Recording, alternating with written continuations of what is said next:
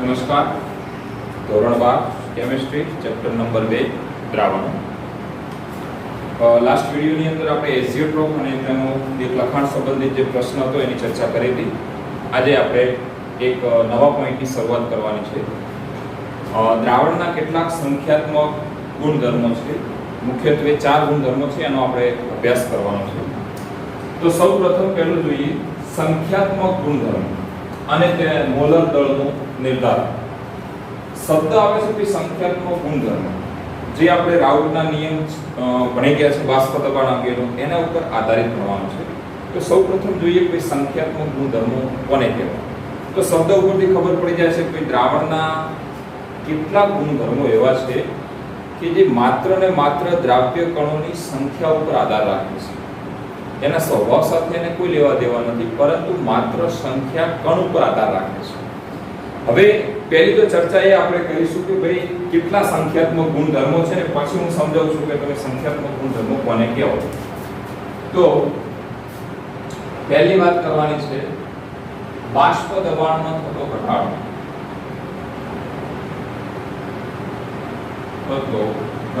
અથવા તો બાષ્પ દબાણનો સાપેક્ષ ઘટાડો. 2 નંબરમાં છે ઉત્કલન બિંદુ માં થતો વધારો અથવા ઉત્કલન બિંદુ ઉન્નયન. 3 નંબર છે ઠાર બિંદુમાં થતો ઘટાડો અથવા ઠાર બિંદુ અવનયન.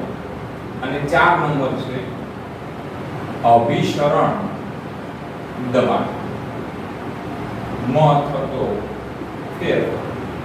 એ વધારો ઘટાડો આપણે નહીં બોલીએ, ફેરફાર હોય છે. આ 4 ગુણધર્મો એવા છે કે જેમને સંખ્યાત્મક ગુણધર્મો કહેવામાં આવે છે. મીન્સ કે એ જ્યારે લાગુ પાડવામાં આવે છે ત્યારે એની અંદર દ્રાવ્ય કણોની સંખ્યા જોવામાં આવે છે. કઈ રીતે જોવામાં આવે છે? તો આપણને એક પોઈન્ટ આમાંથી ભણી ગયા છે. આપણે બાષ્પ દબાણ માં થતો ઘટાડો નથી ભણ્યા, પણ શું ભણ્યા છે? બાષ્પ દબાણ. તો સૌપ્રથમ આપણે બાષ્પ દબાણનું ઉદાહરણ સમજીશું, બરાબર? ચાલો, પહેલો પોઈન્ટ છે આપણો બાષ્પ દબાણ. અહીંયા એક પાત્રની અંદર હું શુદ્ધ દ્રાવક લઉં છું. સમજો બરાબર? શુદ્ધ દ્રાવક. આ મારું પાત્ર A છે. હવે આની અંદર થોડું મીઠું નાખું છું, એટલે કે જે પાત્ર B છે એની અંદર મીઠું નાખું છું. એ બરાબર સમજી લેજો. એટલે હવે આ દ્રાવક નથી, પરંતુ શું બની ગયું છે? દ્રાવણ બની ગયું છે. સંખ્યાત્મક ગુણધર્મો કોને કહેવાય છે? તો ઘણા એવા ગુણધર્મો છે કે જે શુદ્ધ દ્રાવકમાં જોવા મળે છે, એના કરતા એમાંથી બનેલા દ્રાવણમાં એમનો સ્વભાવ અલગ રહે છે. સમજીએ. હવે બાષ્પ દબાણની વાત કરીએ તો બાષ્પ દબાણ કોને કહેવાય એ આપણને ખબર છે. ફરીવાર થોડું તાજું કરી લઈએ કે ભાઈ જ્યારે તમે પ્રવાહીને ગરમ કરો છો ત્યારે પ્રવાહીના અણુઓનું રૂપાંતર શામાં થાય છે? વરાળમાં થાય છે. ઉપર પાત્ર બંધ હોવાને કારણે વરાળના અણુઓ એકબીજા સાથે સતત અથડામણ અનુભવે છે. અથડામણને કારણે એની અંદર દબાણ ઉત્પન્ન થાય છે, જેને કારણે પાછા તેઓ પ્રવાહી સ્વરૂપે પાત્રની અંદર જાય છે. તો પાત્રની અંદર રહેલા પ્રવાહીના અણુઓ અને વરાળના અણુઓ વચ્ચે એક પ્રકારનું ગતિશીલ સંતુલન સ્થપાશે. આ સમયે સંતુલન સમય દરમિયાન જે પાત્રની અંદર પ્રવાહી ભરેલું છે એના ઉપર જે બાષ્પ એટલે કે વરાળનું દબાણ હોય છે એને આપણે શું કહીશું? બાષ્પ દબાણ. Okay, clear. હવે આપણી પાસે શુદ્ધ દ્રાવક છે, ધારી લો કે શુદ્ધ પાણી છે, અને એની અંદરથી આપણે દ્રાવણ બનાવ્યું છે, એની અંદર થોડું મીઠું નાખ્યું છે. તો શું થશે? બાષ્પ દબાણ કોનું વધારે છે? આપણે આગળ ભણી ગયા છે. તો સ્વાભાવિક છે કે ભાઈ શુદ્ધ દ્રાવક છે, ઉપરની સપાટી ઉપર બધા દ્રાવકના જ અણુઓ હશે, બીજો કોઈ અણુ હશે નહીં, જેને કારણે તેમનું બાષ્પમાં રૂપાંતર કેવું થશે? વધારે થશે.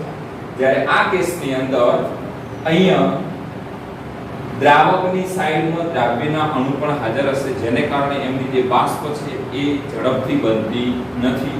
તો ચલો એવું બોલી શકાય કે શુદ્ધ દ્રાવક કરતા તેમાંથી બનતા દ્રાવણનું બાષ્પ દબાણ ઓછું હોય છે. ફરીવાર, શુદ્ધ દ્રાવક કરતા તેમાંથી બનેલા દ્રાવણનું બાષ્પ દબાણ ઓછું હોય છે. એટલે પહેલો પોઈન્ટ લખ્યો છે, જો બાષ્પ દબાણમાં થતો ઘટાડો. પહેલો પોઈન્ટ તમારે પહેલું શું લેવાનું? શુદ્ધ દ્રાવક લેવાનું, અને એમાંથી પછી શું બનાવવાનું? દ્રાવણ, અને પછી શું ફેરફાર થાય છે એ આપણે જોવાનું છે. તો અહીંયા લખું છું કે ભાઈ બાષ્પ દબાણ એ હંમેશા શું થાય છે? ઘટે છે. આટલું વસ્તુ ક્લિયર. હવે બીજો પોઈન્ટ આપણો જે છે એ ઉત્કલન બિંદુમાં થતો વધારો. સમજી લો. પહેલા આપણે સમજીએ પછી કરીએ કામ. આપણી પાસે શુદ્ધ દ્રાવક છે. ફરીવાર આની અંદર હું NaCl નાખું છું, અર્થાત આપણી પાસે શું બની ગયું છે? દ્રાવણ. હવે આપણે આનું ઉત્કલન બિંદુ શોધવું છે. તો શુદ્ધ દ્રાવક તરીકે ધારી લો કે મેં પાણી લીધું છે. પાણીનું ઉત્કલન બિંદુ આપણે જાણીએ છીએ કેટલું છે? 100 સેલ્સિયસ. જેવું ટેમ્પરેચર 100 ઉપર આવશે, 100 સેલ્સિયસ થશે, એટલે તરત જ પાણીનું રૂપાંતર બધું સામે થઈ જશે બાષ્પ. હવે અહીંયા હવે આ દ્રાવણને ગરમ કરો અને એનું ઉત્કલન બિંદુ શોધવું છે આપણે. તો તે એક્ઝેક્ટલી 100 આવશે કે 100 થી વધારે આવશે? તો તમે જોઈ શકો છો અંદર કયો પદાર્થ ભેળવેલો છે? દ્રાવ્ય પદાર્થ. હવે દ્રાવ્ય પદાર્થને કારણે એનું બાષ્પ દબાણ શું થઈ ગયું છે? ઘટી ગયું છે. આપણને ઉત્કલન બિંદુની વ્યાખ્યા થોડી ક્લિયર હોવી જોઈએ. આ પાણી છે ને ભાઈ, પાણી એ ક્યારે ઉકળશે? તો એ સિમ્પલ છે. હવે આપણે બાષ્પ દબાણ ભાઈ જે ઉત્કલન બિંદુની વ્યાખ્યા છે ને એ આવી ના ચાલે કે કોઈ પણ પ્રવાહીને ગરમ કરતો જે તાપમાને એનું વરાળમાં રૂપાંતર થાય છે એને ઉત્કલન બિંદુ. ના, એવું નથી. હવે બરાબર સમજી લો તમે કે આ પાણી છે, એનું દબાણ અને વાતાવરણનું દબાણ જો બંનેના દબાણ સમાન થાય તો એ તાપમાને એ જે પ્રવાહી છે તે તરત જ ઉકળી જાય છે. બંનેનું જે દબાણ છે એ કેવું થવું જોઈએ? સમાન થવું જોઈએ. અને સમાન ન હોય એટલા માટે એમને શું આપવું પડે છે? ટેમ્પરેચર. તો અહીંયા સમજો કે 100 સેલ્સિયસ નો અર્થ શું થતો હશે કે જ્યારે તમે પાણીને 100 સેલ્સિયસ સુધી ગરમ કરો છો ત્યારે એનું દબાણ એ વાતાવરણના દબાણ બરાબર થઈ જાય છે. એટલે જે પાણી છે એ સીધું રૂપાંતર સામે પામે છે બાષ્પમાં. ક્લિયર થઈ ગયું? હવે આનું તો બાષ્પ દબાણ શું થઈ ગયું છે? ઘટી ગયું છે. તો એને આના કરતા થોડું ટેમ્પરેચર કેવું આપવું પડશે? વધારે. એટલે કે જ્યારે પાણી 100 સેલ્સિયસ તાપમાને ઉકળે છે, જ્યારે આ દ્રાવણ છે એ 100 પ્લસ કંઈક વધારે આવશે. અને આ જેટલો વધારો થાય છે એને બોલાય છે ઉત્કલન બિંદુમાં થતો વધારો. તો બીજી રીતે હું બોલી શકું છું ભાઈ કે કોઈ પણ શુદ્ધ દ્રાવક કરતા તેમાંથી બનેલા દ્રાવણનું ઉત્કલન બિંદુ હંમેશા વધારે હોય છે. આવી રીતે લખવું હોય તો શું લખી શકાય? ઉત્કલન બિંદુ હંમેશા વધે છે. ક્લિયર થઈ ગયું? સિમ્પલ છે એકદમ, કશું નવું નથી. શુદ્ધ પાણી લો, 100 સેલ્સિયસ એનું વરાળમાં રૂપાંતર થઈ જશે. મીઠાવાળું પાણી લો એટલે કે દ્રાવણ લો તો એ 100 સેલ્સિયસ થશે નહીં. ભલે 100 પ્લસ 0.1 હશે પણ 0.1 નો વધારો થયો ને તો એને બોલીશું આપણે ઉત્કલન બિંદુમાં થતો વધારો. ક્લિયર? હવે ત્રીજો પોઈન્ટ છે આપણા માટે ખાર બિંદુમાં થતો ઘટાડો. સમજી લો કે આ પાત્રની અંદર આપણી પાસે પાણી છે જે આપણે શુદ્ધ દ્રાવક તરીકે લેવાનું છે અને અહીંયા આપણી પાસે દ્રાવણ છે જેની અંદર કોઈ દ્રાવ્ય પદાર્થ એડ કરેલો છે. આ પાણીનું મારે બરફમાં રૂપાંતર કરવું છે એટલે ખાર બિંદુ કહેવાય એને. તો શું શુદ્ધ પાણી હશે તો બરફમાં રૂપાંતર કયા ટેમ્પરેચરે થશે? તો આપણને ખબર છે ભાઈ કયા ટેમ્પરેચર થશે? 0 સેલ્સિયસે. પાણીને તમે શુદ્ધ પાણીને તમે ફ્રીજની અંદર મૂકી દો, જેવું 0 સેલ્સિયસ ટેમ્પરેચર આવશે એટલે એ પાણી છે એ સીધું સામે રૂપાંતર પામી જશે બરફમાં. પરંતુ અહીંયા તમારી પાસે શું છે? દ્રાવણ છે. મીન્સ કે પાણીની અંદર થોડું મીઠું નાખેલું છે અને હવે એને તમે ફ્રીજમાં જઈને મૂકો જો ટેમ્પરેચર ગણવામાં આવે તો એક્ઝેક્ટ 0 સેલ્સિયસ તે બરફમાં રૂપાંતર પામતું નથી.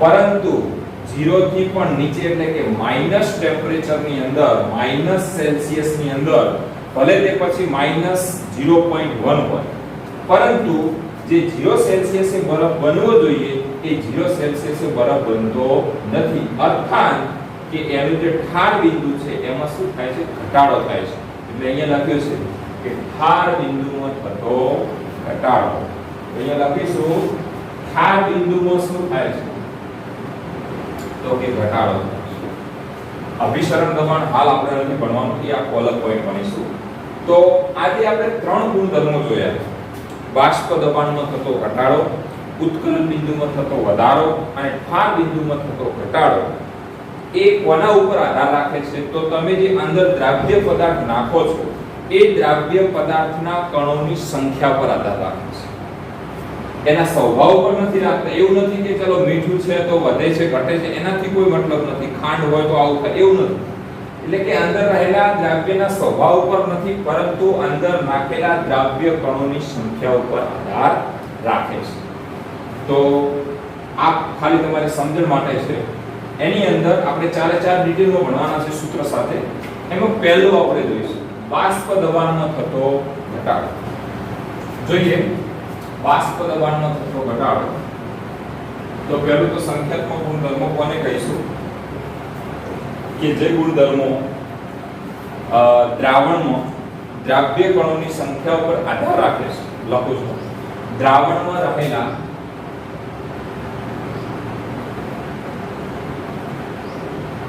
તમે જે દ્રાવણ છે એની અંદર જે કણો નાખો છો કણોની કુલ સંખ્યા દ્રાવણમાં રહેલા કણોની કુલ સંખ્યા તથા દ્રાવ્ય કણોની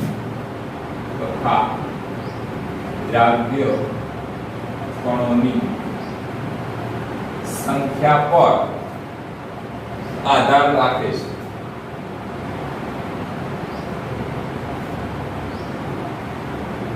શબ્દ મહત્વનો છે દ્રાવ્ય કણોની કુલ સંખ્યા ઉપર આધાર રાખે છે એના સ્વભાવ સાથેને કોઈ લેવા દેવા નથી નહીં કે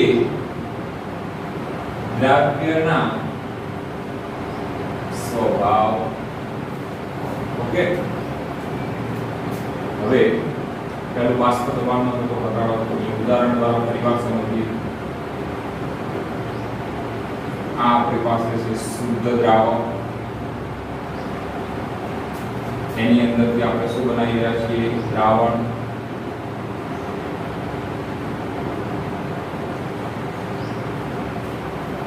તો શુદ્ધ દ્રાવકમાંથી જ્યારે દ્રાવણ બને છે ત્યારે બાષ્પ દબાણ શું થઈ જાય છે ઘટી જાય છે એટલે મારે જો અહીંયા આને લખવું હોય થિયરી સ્વરૂપે તો શું લખી શકું દ્રાવણમાં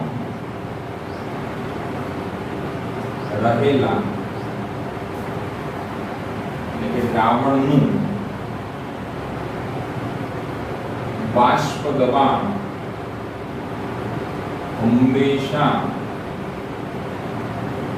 શુદ્ધ દ્રાવકના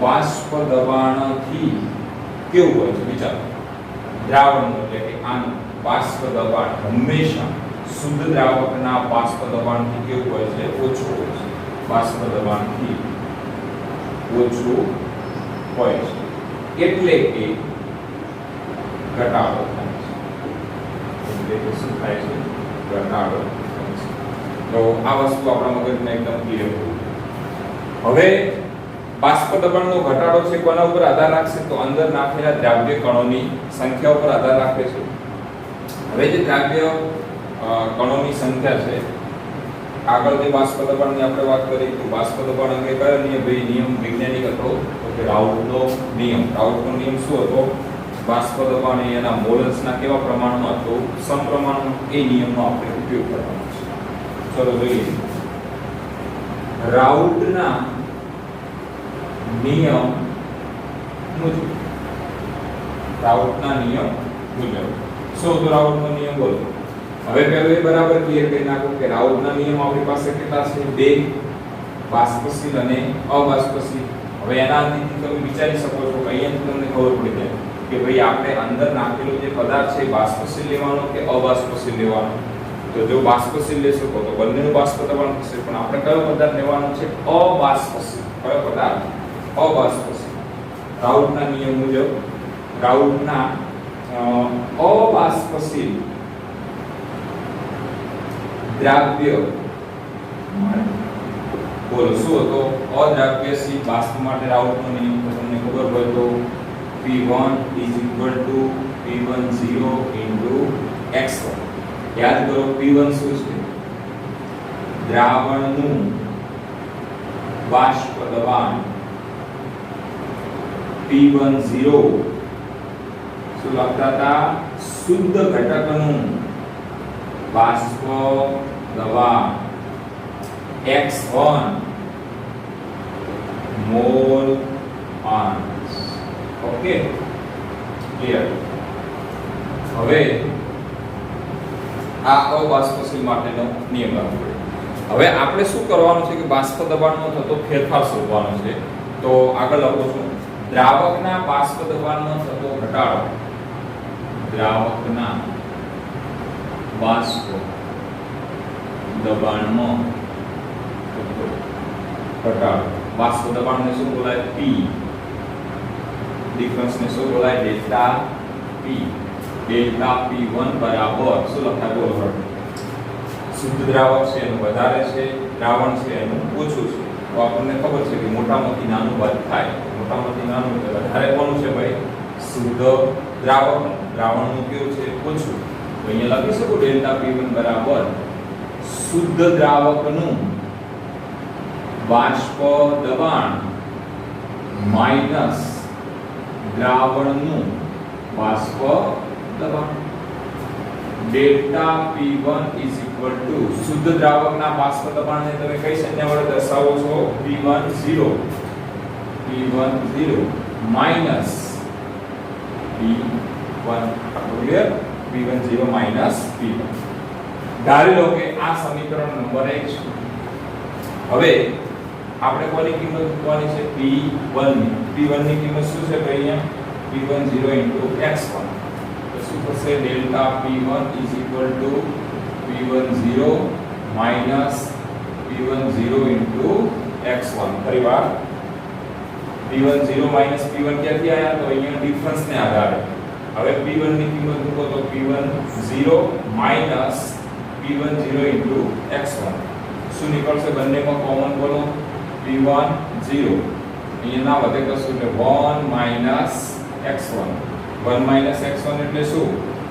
x1 વત્તા x2 1. તો 1 માઈનસ x1 શું લખાય? x2. આવી ગયું છે બધું બોલવાનું. Delta P1. તો ડેલ્ટા P1 P10 ઇન્ટુ શું થશે? x2.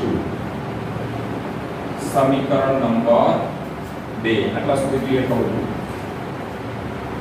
હવે આપણે ગુણોત્તર લેવાનો છે. સમીકરણ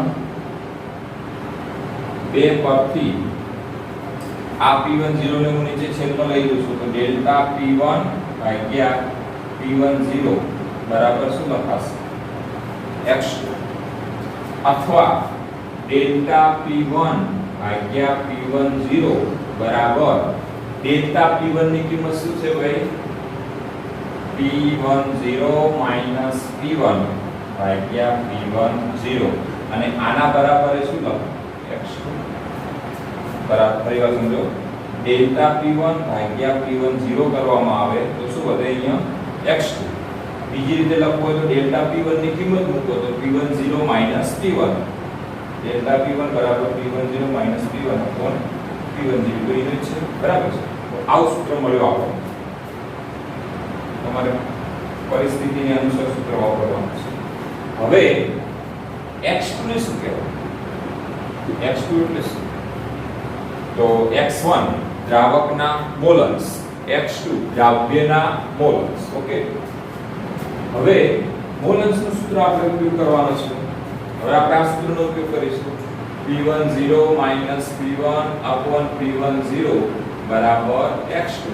પરંતુ x2 is equal to શું થાય છે? મોલન્સ બરાબર ઘટકના મોલ ભાગ્યા કુલ મોલ. ધારી લો કે 2 છે તો અહીંયા 2 લખું છું 1 + n2 આ ખબર પડી જાવી જોઈએ. ઘટક 2 ના મોલન્સ બરાબર ઘટક 2 ના મોલ ભાગ્યા કુલ મોલ. કુલ મોલ એટલે ઘટક 1 ના મોલ વત્તા ઘટક 2 નો, એટલે કે દ્રાવક અને દ્રવ્ય. હવે આની અંદર જો આપણે દ્રાવણમાં જોવામાં આવે તો આપણને ખબર છે કે ભાઈ દ્રાવણમાં કોનું પ્રમાણ વધારે હોય? દ્રાવકનું પ્રમાણ વધારે હોય ત્યારે દ્રાવ્યનું પ્રમાણ કેવું હોય? એકદમ ઓછું. તો અહીંયા n1 શું છે? હું લખી નાખું છું n1 દ્રાવકના મોલ અને n2 શું છે? તો દ્રાવ્યના મોલ. હવે આપણે જાણીએ છીએ કે ભાઈ દ્રાવણની અંદર દ્રાવકનું પ્રમાણ વધારે હોય, દ્રાવ્યનું પ્રમાણ કેવું હોય? ઓછું હોય. એટલે ઓછું છે તો એને આપણે દ્રાવકની સાપેક્ષમાં અવગણવાનું છે. હવે દ્રાવણમાં n1 > n2 હોવાથી આનો અર્થ તમને ખબર પડી જવો જોઈએ. n2 એટલે દ્રાવ્યના મોલ, n1 એટલે દ્રાવકના મોલ. મીન્સ કે n1 નું પ્રમાણ વધારે હોય, n2 નું પ્રમાણ કેવું હોય? ઓછું હોય. હોવાથી n2 ને n1 ની સાપેક્ષે અવગણતા. તો આ સૂત્ર શું બને? આ સ્વરૂપે લખીએ p10 - p1/p10 બરાબર x2 છે તો એની જગ્યાએ આપણે લખી દઈએ n2/n1 મીન્સ કે n1 ને અવગણવાનું છે તો સૂત્ર શું છે? n2/n. ક્લિયર? n2 ને તમારે શું કરવાનું છે? અવગણવાનું છે. n2 જતું રહેશે એટલે શું વધશે? n. આ આપણી પાસે એક સૂત્ર આવે. ધારી લો કે આ સમીકરણ નંબર 3 છે. p10 - p1/p10 = n2/n. હવે n2 અને n1 શું છે? તો કે દ્રાવકના મોલ અને દ્રાવ્યના મોલ. પરંતુ n શું? વજન ભાગ્યા આણ્વીય દળ. n એટલે શું ભાઈ? મોલ. એટલે કે W/m. W એટલે કે વેઇટ, આણ્વીય દળ એટલે કે મોલેક્યુલર વેઇટ. હવે બંને પરિસ્થિતિમાં લખો 1 1 સંજ્ઞા આપી દો તો n1 બરાબર શું લખાય? W1/m1 અને n2 બરાબર શું લખાય? W2/m2. ક્લિયર? આ કિંમત આ સમીકરણમાં મૂકી દઈએ તો આપણને સૂત્ર શું મળે ભાઈ? બોલો. તો p10 - p1/p10 બરાબર શું થશે? n2 બરાબર શું છે? W2/m2 n1 ની કિંમત શું છે? W1/m1. સાદુરૂપ આપી દઈએ p10 - p1/p10 બરાબર W2/m2 W1 * m1. આ આપણું ફાઇનલ ઇક્વેશન છે. ઇક્વેશન આવે એટલે એની ઓળખાણ આપણે ખૂબ જરૂરી છે. p10 શું છે? ચલો લખી દઈએ p10 શુદ્ધ ઘટકનું બાષ્પ દબાણ, p1 દ્રાવણનું બાષ્પ દબાણ, m1 એટલે કે મોલેક્યુલર વેઇટ. m1 તરીકે કોને તો મેળવો છો? દ્રાવક. તો કે દ્રાવકનું આણ્વીય દળ, m2 દ્રાવ્યનું આણ્વીય દળ, W1 દ્રાવકનું વજન, W2 દ્રાવ્યનું વજન. આ સૂત્રનો ઉપયોગ આપણે એક્ઝામ્પલ કરવા માટે કરીશું.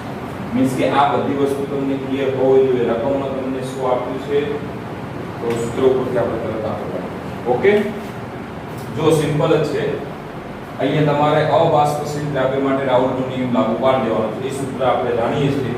બધે મેથમેટિકલ ફોર્મ્યુલા છે, કોઈ તકલીફ જેવું નથી. ઓકે. હવે આપણે જે બાષ્પ દબાણમાં થતો ઘટાડાનું જે સૂત્ર આવ્યું p10 - p1/p10 W2 * m1/W2 okay. એ ઉપર એક આધારિત કોયડો છે 2.6. સમજીએ બરાબર. અમુક તાપમાને શુદ્ધ બેન્ઝીનનું બાષ્પ દબાણ એટલે કે શુદ્ધ ઘટકનું બાષ્પ દબાણ 0.850 બાર છે. એક અબાષ્પશીલ, જો કયો પદાર્થ નાખ્યો અંદર? અબાષ્પશીલ અવિદ્યુત વિભાજ્ય ઘનના 0.5 ગ્રામ વજન પદાર્થને 39 ગ્રામ બેન્ઝીનમાં બંનેના વજન આપી દીધા છે ઉમેરવામાં આવે તો દ્રાવણનું બાષ્પ દબાણ 0.845 બાર જણાવ્યું છે. તો ઘન પદાર્થનું મોલર દળ કેટલું હશે? મીન્સ કે તમારે M2 શોધવાનું છે. બરાબર છે.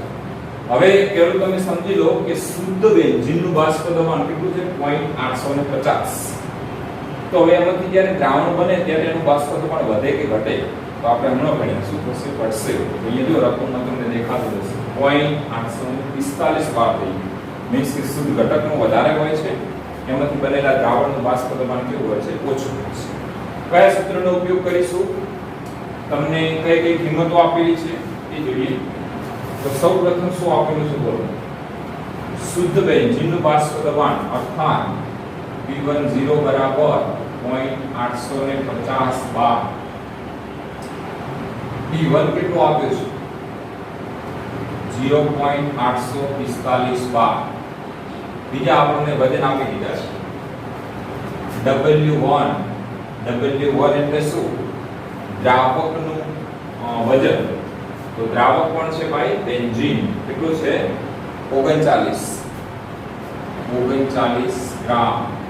W2 એટલે કે અંદર રહેલા દ્રાવ્યનું વજન કેટલું આપેલું છે? 0.M1. M1 એટલે શું? દ્રાવકનો આણ્વીય દળ. દ્રાવક એટલે કોણ? બેન્ઝીન. કેટલું થાય? 78 ગ્રામ પ્રતિ મોલ. M2 એ આપણે ગણવાનું છે. ક્લિયર? કયા સૂત્રનો ઉપયોગ કરીશું બોલો? સીધું સૂત્ર તો હમણાં ભણ્યા. P1 લખીશું બાષ્પ દબાણમાં થતો ઘટાડો P10 P1 P10 બરાબર W2 M2 ઓકે what કિંમતો મૂકો. P10 0.850 minus 0.845 0.850 W2 0.5 M1 78 M2 એ આપણે શોધવાનું છે અને W1 39. આનું આપણે સાદું રૂપ આપીએ તો એ આપણને જવાબ મળે છે 0.00588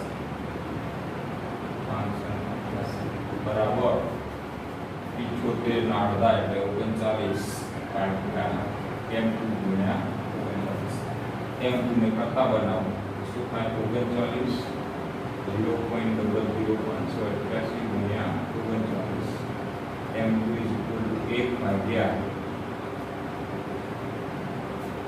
તો M2 નો જે જવાબ છે એ આવશે 170 ગ્રામ પ્રતિ મોલ. તમારો જે અંદર દ્રાવ્ય પદાર્થ છે એનો આણ્વીય દળ છે તો કેટલું હશે? 170 ગ્રામ પ્રતિ 170 ઉપર પોઈન્ટ આવે તો લેવાની જરૂર. ઓકે.